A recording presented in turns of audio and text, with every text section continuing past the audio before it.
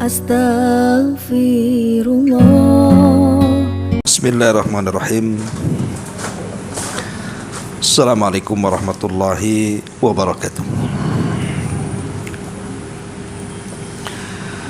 Alhamdulillah wassalatu wassalamu ala rasulillah wa ala alihi wa sahbihi wa mawalah wa la hawla wa la quwata illa billahi wa ba'du.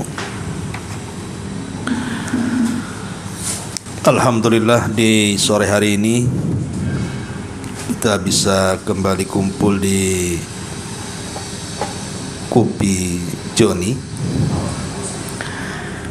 Salawat dan juga salam kita hadiahkan kepada Rasul kita Nabi besar Muhammad sallallahu alaihi wasallam.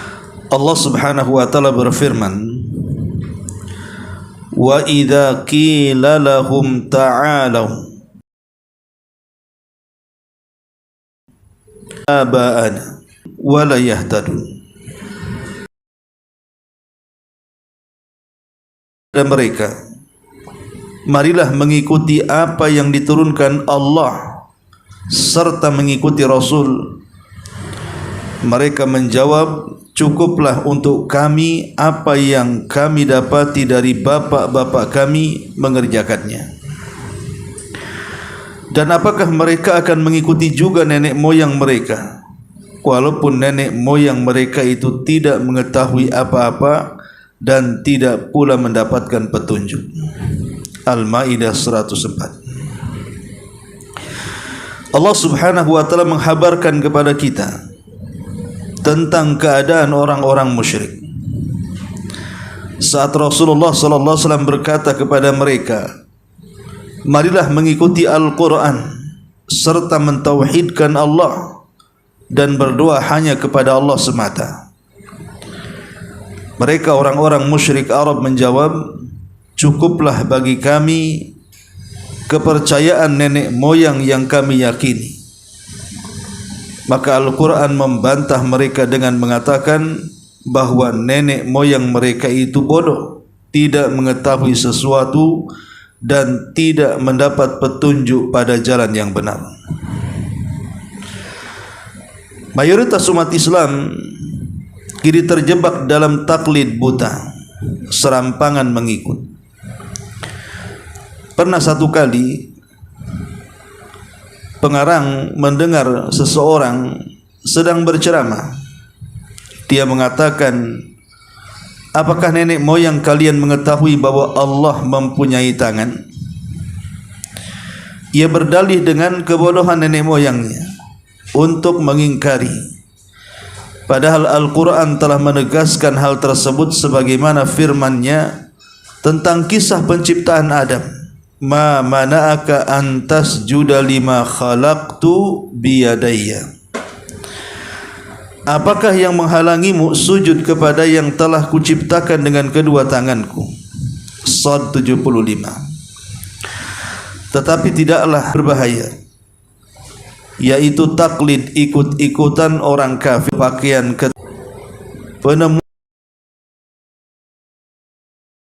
pembuatan pesawat terbang atau bentuk ilmu dan teknologi lainnya.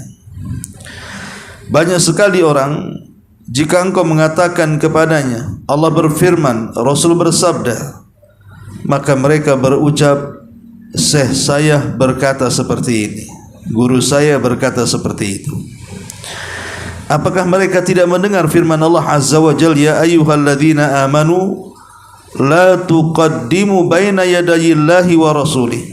Wahai orang-orang yang beriman, janganlah kamu mendahului Allah dan Rasulnya. Al-Hujurat ayat 1. Maksudnya, janganlah kalian mendahulukan ucapan seseorang di atas firman Allah dan sabda Rasulnya. Ibnu Abbas radhiyallahu anhu pernah berkata, tidak lama lagi akan diturunkan kepada kalian bebatuan dari langit. Aku mengatakan kepada kalian Rasul bersabda, tapi kalian mengatakan Abu Bakar berkata dan Umar berkata. Seseorang pujangga pernah bersyair yang mengingkari orang-orang yang berdalil dengan ucapan para syekh, di mana mereka berkata, aku katakan kepadamu Allah berfirman, Rasulnya bersabda, lalu kalian menjawab, syekh saya telah berkata. Ma'asyiral muslimat yang dimuliakan Allah Azza wa Jalla, baik kita akan jelaskan tentang apa itu taklid buta. Ma'asyiral muslimat yang dimuliakan Allah Subhanahu wa taala, secara definisi taklid seperti yang dikatakan oleh Syekhul Islam Ibn Taimiyah, taklid adalah qabulul qawli bi ghairi dalilin. Jadi taklid buta itu artinya menerima ucapan tanpa dalil. Kalau seseorang kemudian mencerna ucapan orang, mengambil ucapan orang, menerima ucapan orang dengan penuh keyakinan padahal tidak ada dalilnya, maka orang ini sesungguhnya sedang taklid. Saya ulangi, kalau seseorang mengikuti ucapan orang lain dengan penuh keyakinan padahal orang lain yang diikutinya itu tidak memiliki dasar dan dalil, berarti dia sedang taklid karena menerima ucapan tanpa dalil. Dikatakan juga bahwa taklid adalah qabulu qaulin bila hujjatin, menerima ucapan tanpa hujah, sama juga maknanya. Kemudian juga dikatakan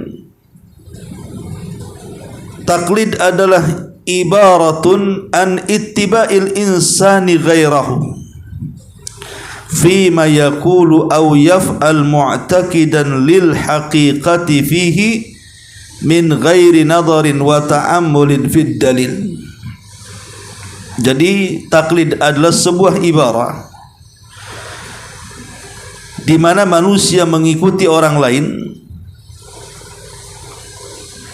dari perkataan dan perbuatan dengan penuh keyakinan tanpa berpikir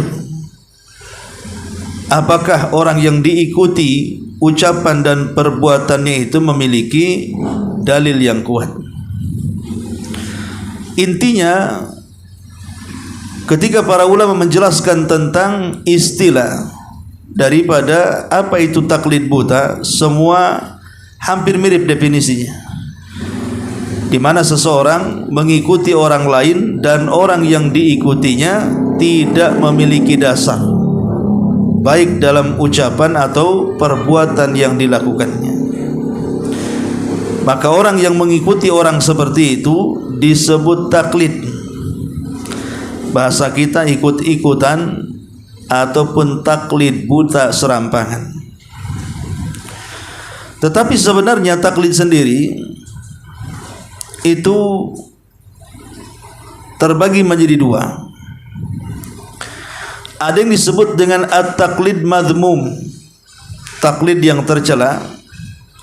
Ada yang disebut dengan at-taklid al-mahmud, taklid yang terpuji. Kapan tercela dan kapan terpuji? Adapun taklid itu ketika dikatakan tercela ada tiga macam. Pertama, al-i'radu amma anzalallahu wa adamul iltifati ilaihi iktifaan bi taqlidil aba. Pertama, berpaling dari apa yang Allah turunkan dan tidak mau melihat kepadanya karena mencukupkan hanya mengikuti ajaran nenek moyang saja. Yang kedua, taqlidu ma la ya'lam al-muqallid annahu ahlun li'anni yu'khadu bi qawlihi. Yang kedua, taklid orang yang tidak tahu bahwa orang yang diikuti itu dia seorang ahli, padahal dia tidak tahu dari mana ucapan orang itu atau perbuatan orang itu. Atau yang ketiga, at-taqlidu ba'da qiyamil hujjah, taklid setelah didatangkan dalil-dalil kepada dia tentang orang yang diikutinya bahwa orang itu sesat, orang itu tidak layak diikuti, tetapi masih juga mengikutinya, maka disebut taklid buta. Maka di sini ada 3 macam yang disebut dengan taklid tercela. Saya ulangi, taklid karena berpaling dari apa yang Allah turunkan, malah berpegang kepada adat istiadat nenek moyang. Umpamanya Al-Quran mengatakan A, B, C gitu ya, tapi dia tolak karena apa yang dikatakan Quran itu tidak sesuai dengan adat istiadat nenek moyang mereka. Justru mereka berpegang kepada nenek moyang dibandingkan kepada Al-Quran. Dan itu banyak di masyarakat, terutama masyarakat yang kental dengan adat. Kalau kita ingkari adat mereka, bahwa adat mereka itu mengandung kesyirikan, mengandung bid'ah, mengandung maksiat, maka mereka tidak terima. Alasannya karena adat ini sudah terbiasa dilakukan nenek moyang mereka. Kemudian yang kedua, taklid orang yang tidak tahu bahwa orang yang diikuti itu seorang pakar, padahal sesungguhnya orang yang diikuti itu orang jahil, orang yang sebenarnya dia penipu diikuti. Dan itu banyak gitu ya. Seperti di zaman sekarang banyak kiai-kiai gadungan atau ustad-ustad gadungan atau ustad-ustad yang berkedok perdukunan. Di antara mereka ada pengikut, 1-2 mesti ada pengikut. Apalagi negeri kita ini, sesat-sesatnya orang sesat masih ada juga pengikutnya. Sampai orang yang ngaku nabi saja ada pengikutnya tuh. Lah ini orang yang mengikuti orang yang tidak jelas, apalagi dia pembawa kesesatan, maka orang ini sebenarnya mengikut secara taklid. Kemudian yang ketiga, taklid yang tercela adalah taklid setelah datang kepada dia peringatan. Jadi umpamanya ada orang yang fanatik terhadap tokoh tertentu, kemudian mengambil pendapat tokoh tertentu, padahal pendapatnya sebenarnya bertentangan dengan Quran dan Sunnah. Kemudian kita datang, kita nasihati, sesungguhnya pendapat kau yang pegang dari fulan ini tidak benar karena menyelisih Quran dan Sunnah, tapi dia tidak merekannya, justru tetap mengikuti pendapat guru dan syekhnya. Dan itu yang paling banyak di masyarakat. Umpamanya ada tradisi-tradisi bid'ah di masyarakat ini tentang soal kematian ataupun acara-acara Id dan yang semacamnya setiap tahunnya. Ketika kita jelaskan bahwa hal itu tidak pernah dilakukan Rasul, tidak pernah dilakukan para sahabat, bahkan tidak pernah dilakukan oleh para ulama, kemudian kita jelaskan, mereka pun menolak dan mengatakan tidak mungkin mereka salah, tidak mungkin mereka sesat. Lah ini disebut taklid namanya.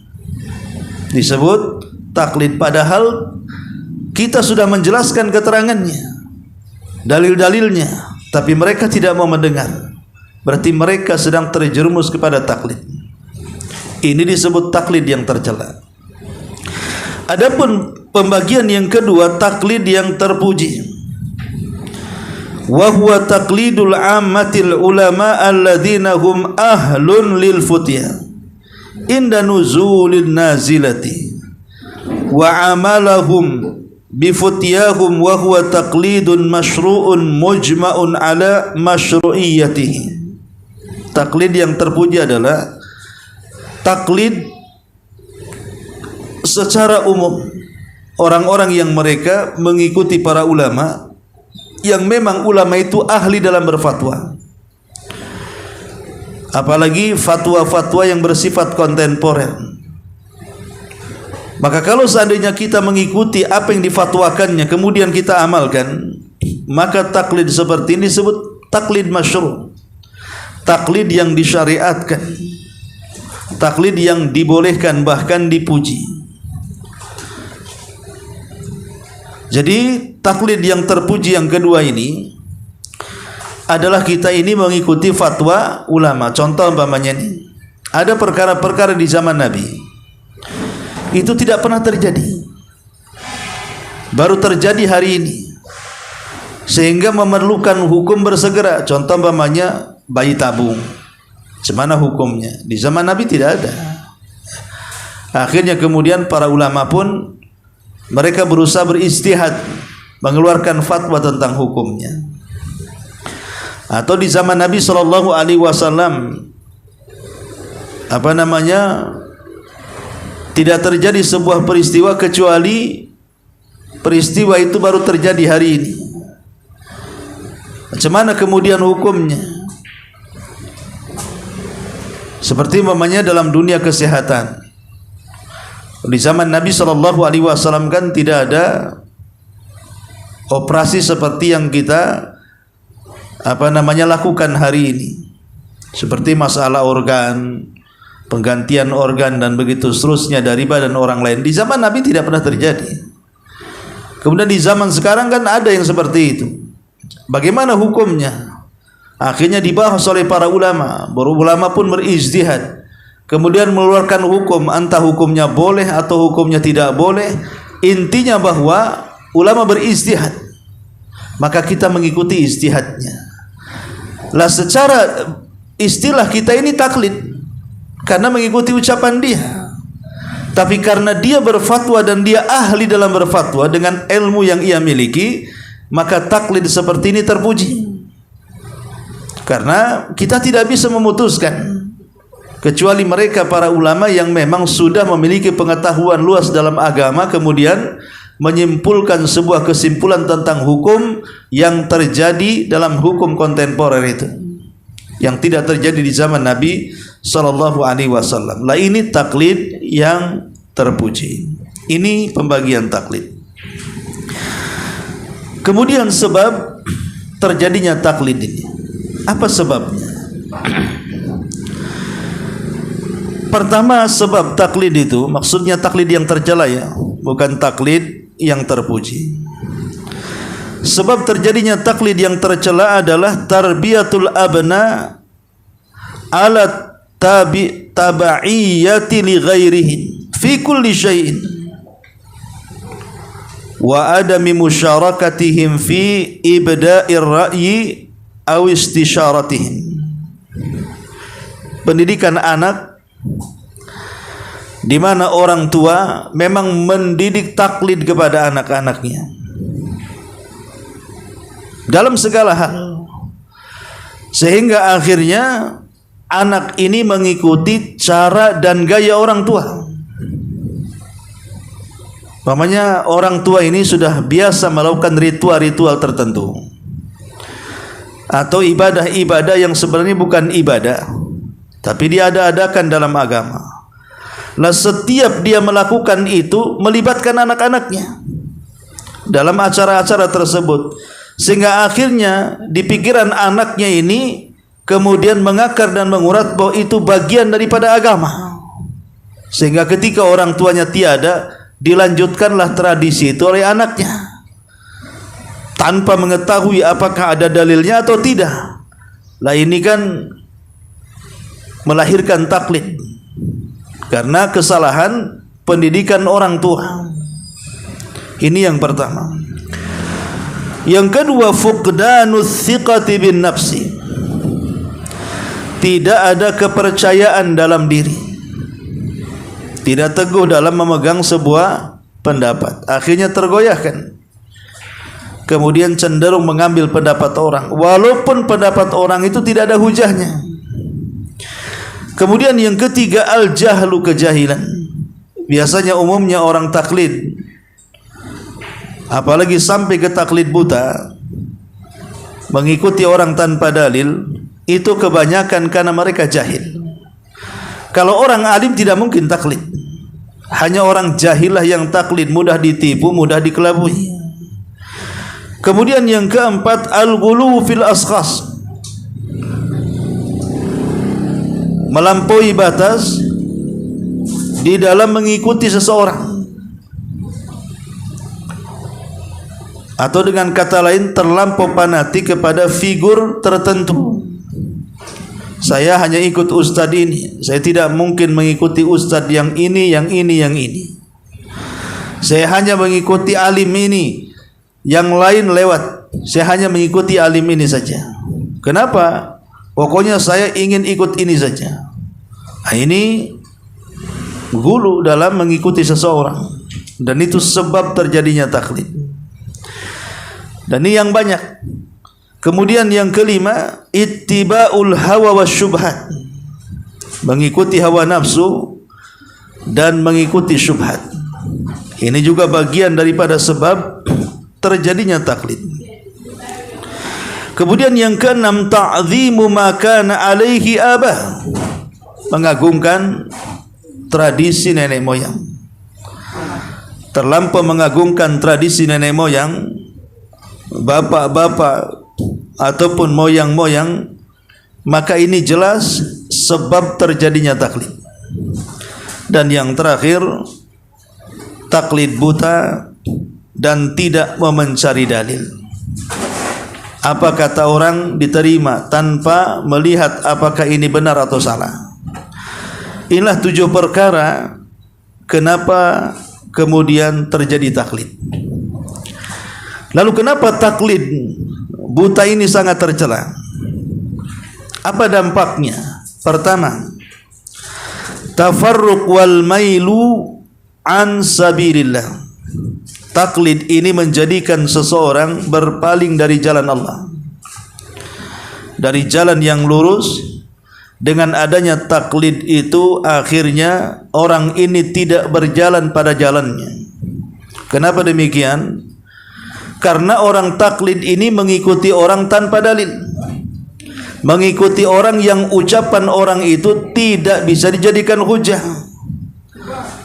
Ketika itu yang diikuti, maka secara otomatis dia memilih jalan kesesatan dibandingkan jalan hidayah.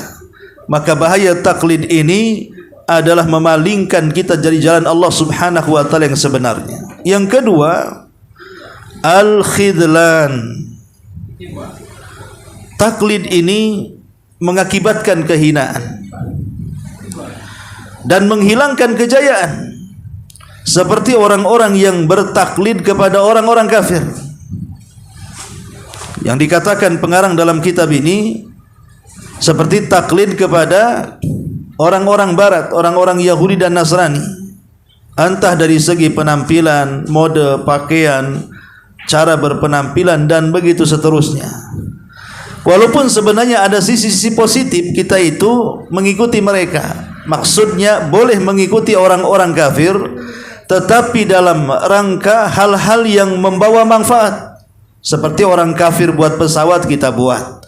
Orang kafir buat senjata, kita buat. Karena untuk perang kan gitu ya. Orang kafir mungkin ada membuat teknologi tertentu, kita mengikuti. Ini tidak ada masalah. Taklid yang seperti ini justru manfaat ya. Tapi maksudnya taklid yang dikehendaki pengarang ini, yang bisa membawa kehinaan dan menghilangkan kejayaan Islam ini, adalah taklid-taklid yang tidak ada manfaat. Seperti dalam mode-mode pakaian yang menyelisih syar'i.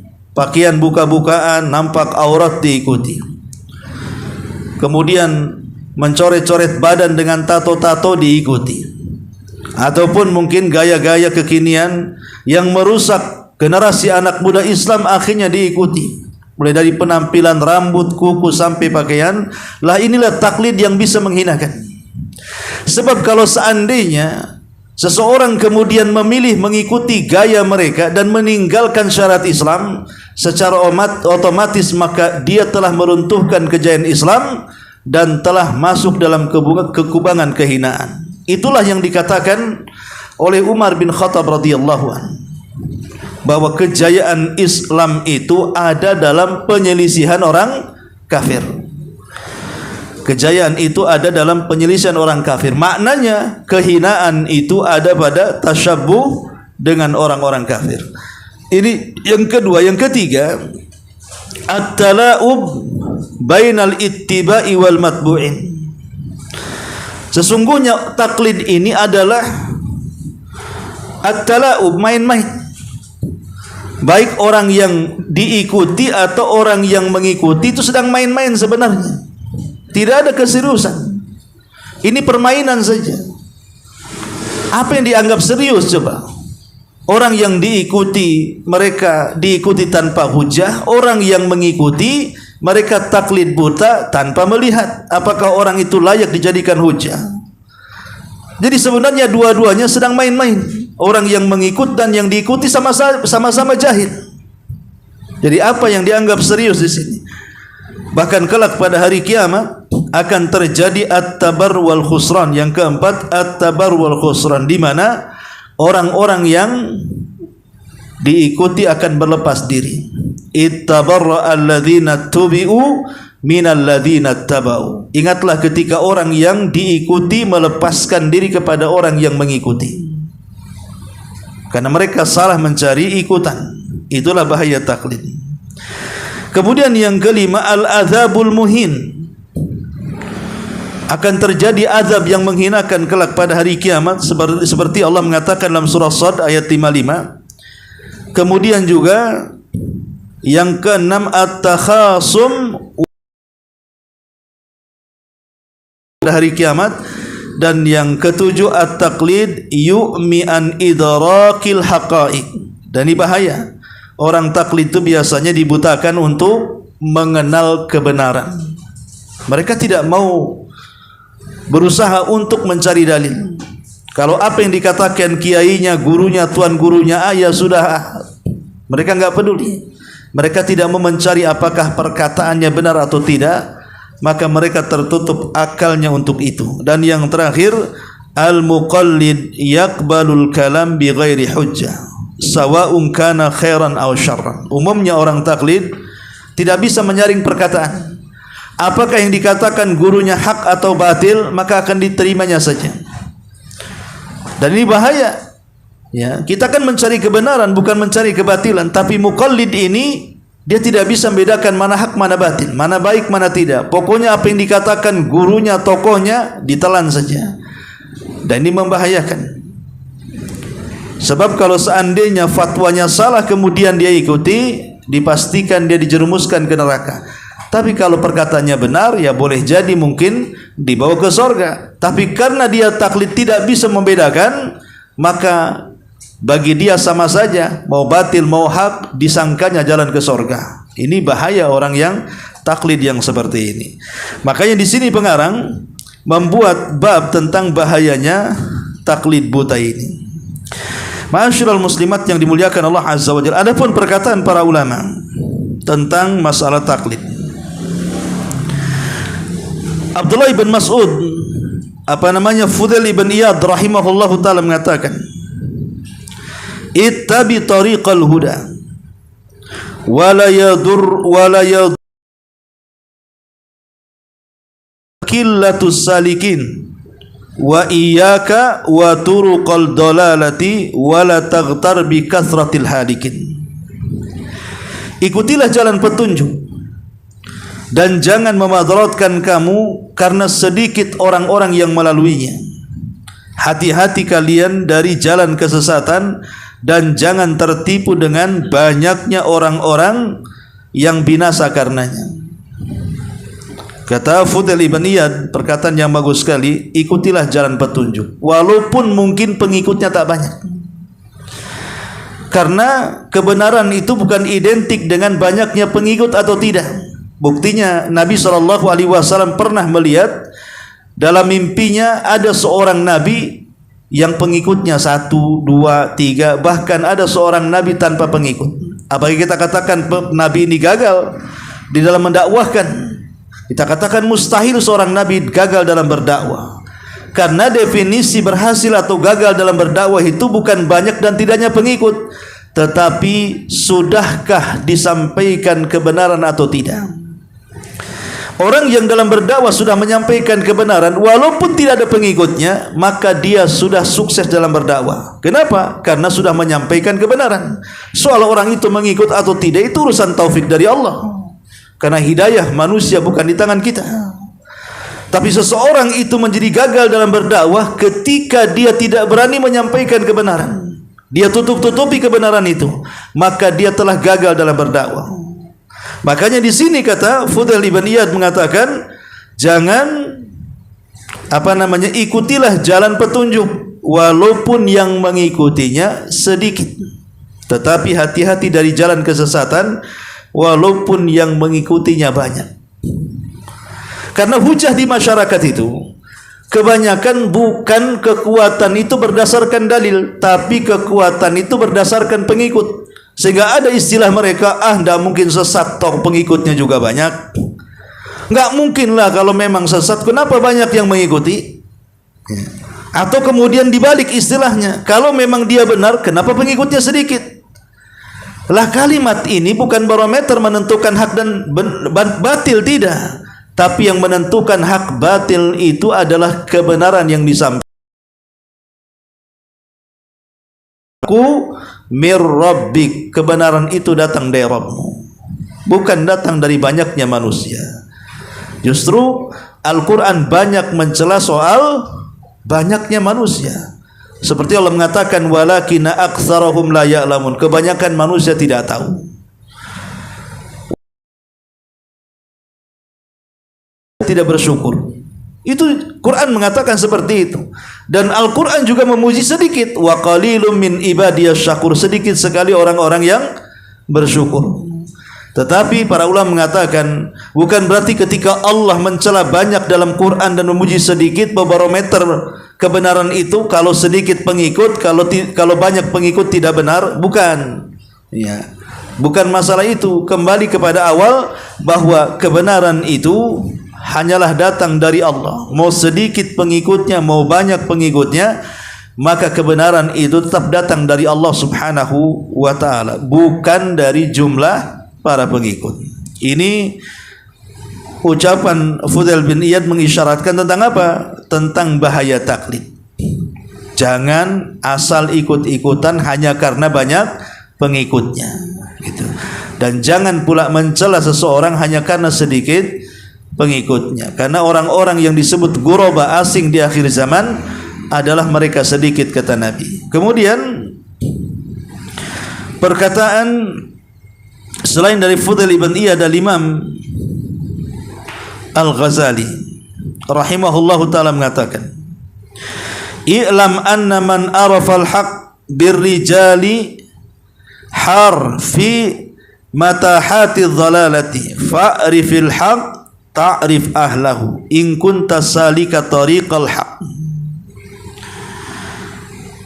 Dikatakan bahwa kenalilah kebenaran, fa'rifil haq, kenalilah kebenaran, ta'rif ahlahu, maka engkau akan mengenal siapa yang memegang kebenaran itu. Wa in kunta salikan tariqal haq, walaupun engkau berada di jalan yang benar, tetap kenali kebenaran. Lihat bagaimana kata Imam Ghazali, kenali seseorang itu kebenarannya. Lihat ucapannya, apakah sesuai dengan Quran, ataukah sesuai dengan hadis Nabi SAW, ataukah sesuai dengan para ulama. Lihat, karena itulah barometer kebenaran. Kenali orang itu kebenarannya, dari mana dia belajar, siapa gurunya. Sebab kalau itu sudah diteliti, maka engkau pasti akan mengenali kebenaran yang hakiki. Tapi kalau seandainya kita hanya sekedar berguru saja, umpamanya zaman sekarang ini seseorang berselancar di dunia maya, kemudian membaca artikel-artikel agama tanpa diteliti siapa penulisnya, apakah hadis-hadis yang dicantumkannya sahih atau maudhu, apakah amalan-amalan yang dianjurkan dalam tulisannya itu sahih berdasarkan Quran dan Sunnah ataukah bersandar kepada hadis-hadis yang lemah. Dilihat itu siapa penulisnya. Jangan asal nampak bahasa Arab, nampak seolah-olah hadis Nabi, langsung diikut, di copy paste, disebar dan diamalkan. Dan ini yang banyak di masyarakat. Akhirnya tertipu dengan tulisan-tulisan tanpa sadar, tulisan itu tanpa berdalil, kemudian kita mengikutinya. Itu yang disebutkan Imam Ghazali rahimahullahu taala, kenalilah seseorang itu kebenarannya, nanti engkau akan menemukan apa itu kebenaran. Ma'asyiral muslimin, perkataan ulama yang lainnya seperti yang dikatakan oleh Abdullah bin Mas'ud radhiyallahu an, la yuwatti annal mar'u nafsahu ala annahu in kafara man fil ardi jami'an lam yakfur wa la yakunanna ahadun imma'atun qila wa mal imma'atun qala alladhi yaqulu ana ma'an nas innahu la uswata fi syarr. Kata Abdullah bin Mas'ud radhiyallahu an, janganlah kalian mengatakan kalimat imma'ah. Kemudian dikatakan, wahai Abdullah bin Mas'ud, apa kalimat imma'ah ini? Maka dia mengatakan imma'ah artinya ana ma'an nas, saya ma'an nas, bersama manusia. Innahu la uswata fi syarr, sesungguhnya tidak ada suri toladan dalam keburukan. Dari sini ucapan Abdullah bin Mas'ud radhiyallahu an mencela tentang taklid. Dengan orang mengatakan saya bersama fulan, saya bersama pendapatnya kiai fulan, ustaz fulan, tuan guru fulan, dan begitu seterusnya. Terserah kata orang, pokoknya saya ikut dia. Padahal kata Abdullah bin Mas'ud, tidak ada uswah dalam keburukan. Uswah itu dalam kebaikan. Orang ini tidak memahami agama, ataupun boleh jadi mungkin mendakwahkan dakwah sesat. Kok kalian masih mengikutinya? Ingat, tidak ada uswah dalam keburukan. Uswah itu dalam kebaikan. Kalau memang dia tidak benar, tinggalkan, cari tempat, cari sandaran orang, cari tokoh yang lain. Kenapa mesti berpegang kepada si A dan tidak mau kepada si B? Padahal sudah jelas si A ini sesat umpamanya. Lah ini juga beliau mencela tentang bahaya taklid.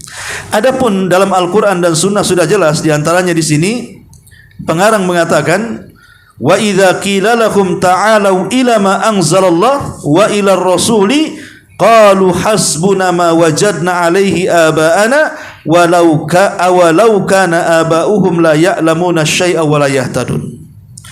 Apabila dikatakan kepada mereka, marilah mengikuti apa yang diturunkan Allah dan mengikuti Rasul, mereka menjawab, cukuplah untuk kami apa yang kami dapati dari bapak-bapak kami mengerjakannya. Dan apakah mereka akan mengikuti juga nenek moyang mereka walaupun nenek moyang mereka tidak mengetahui apa-apa dan tidak berpetunjuk? Di sini kata pengarang, ayat ini surah Al-Maidah 104 ini adalah ayat yang mengkondisikan kondisi orang-orang musyrik Arab di zaman Nabi. Saat Nabi SAW diangkat menjadi Nabi dan Rasul, kemudian dibekali dengan Al-Quran, kemudian diperintahkan untuk mendakwahkan tauhid dengan cara meninggalkan sesembahan selain daripada Allah Subhanahu wa taala.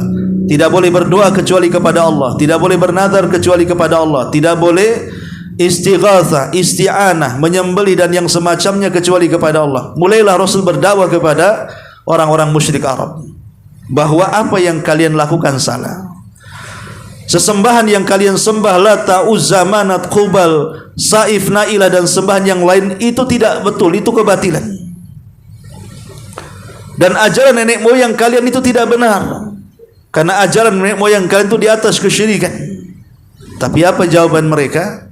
Persis yang dikatakan Al-Quran di sini.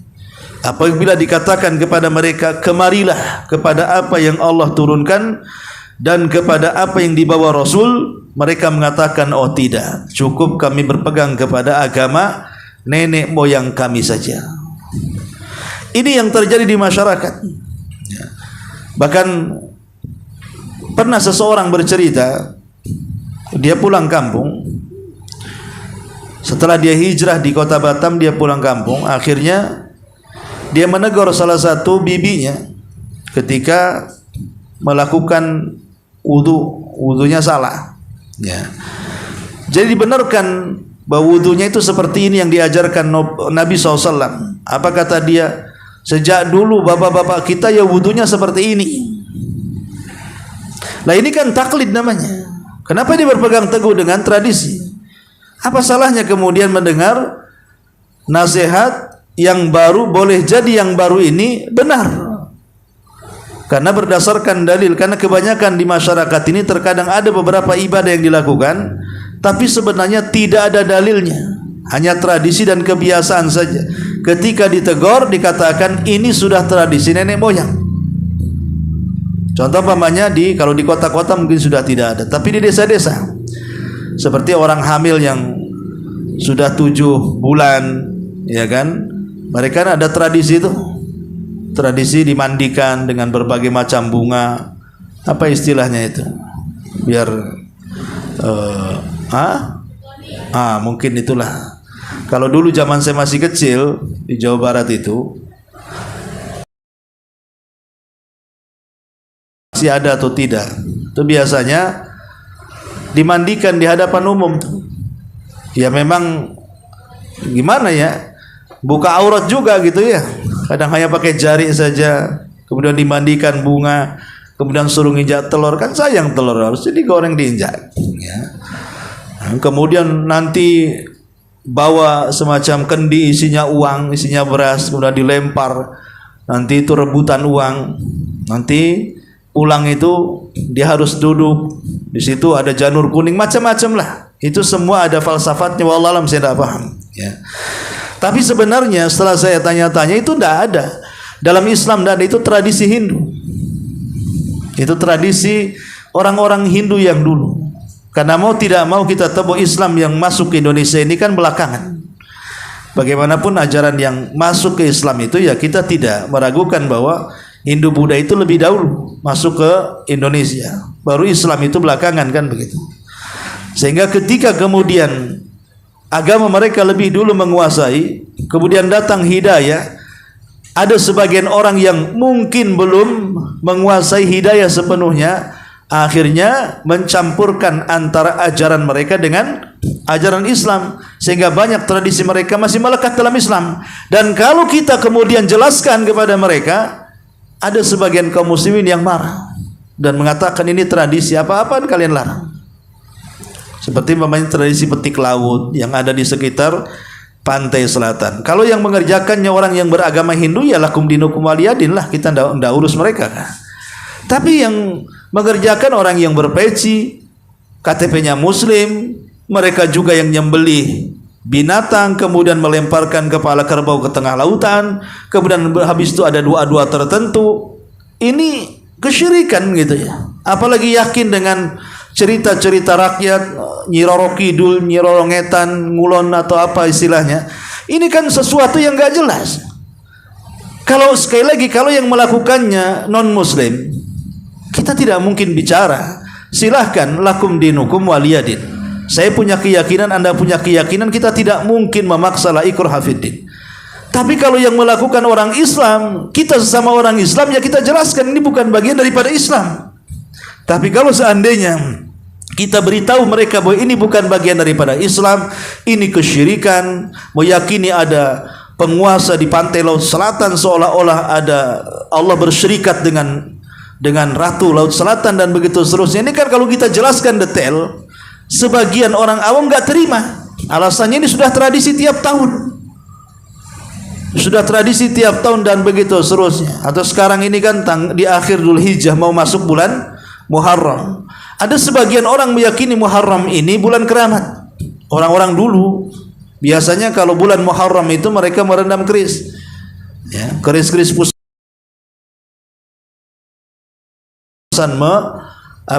menghilangkan sial, supaya jangan terkena sial bulan Muharram, terutama di tanggal 10 yang disebut dengan Syura itu.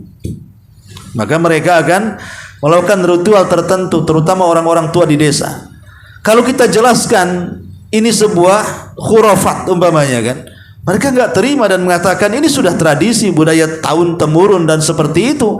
Lah ini disebut dengan taklid buta. Lah ini bahaya. Orang kalau sudah terjerumus kepada taklid buta maka selamanya tidak akan mengenal kebenaran. Wallahu a'lam bishawab. Ini yang bisa sampaikan. Baik, sebelum saya tutup, kalau ada yang bertanya silakan.